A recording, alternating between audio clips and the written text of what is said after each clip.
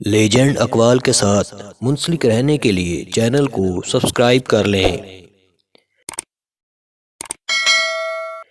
میری لاکھ برائیوں کو جانتے ہوئے بھی مجھ سے بے پناہ محبت کرنے والا صرف میرا اللہ ہے۔ اچھا ساتھی وہ ہے جسے دیکھنا تمہیں خدا کی یاد میں مصروف کر دے، جس کی گفتگو سے تمہارے علم میں اضافہ ہو اور جس کا عمل آخرت کی یاد دلائے۔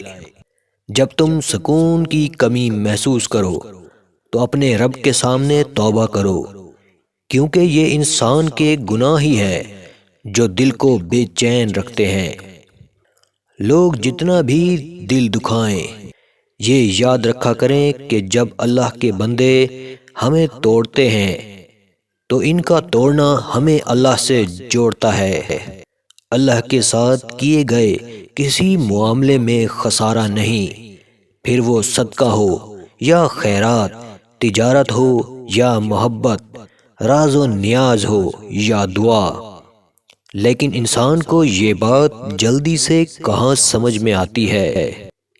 انسان مایوس اور پریشان اس وقت ہوتا ہے جب اپنے رب کو راضی کرنے کے بجائے لوگوں کو راضی کرنے میں لگ جائے۔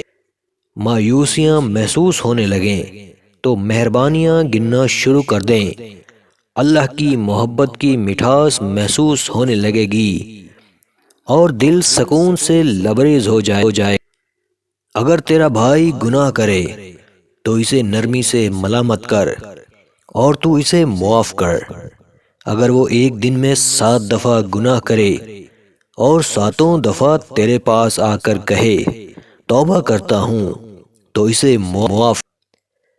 جس آدمی کے اندر 2 عادتیں دیکھو تو سمجھ جاؤ وہ اللہ کا ولی ہے۔ نمبر 1، جو ہر وقت اللہ کے ذکر میں مصروف رہتا ہو۔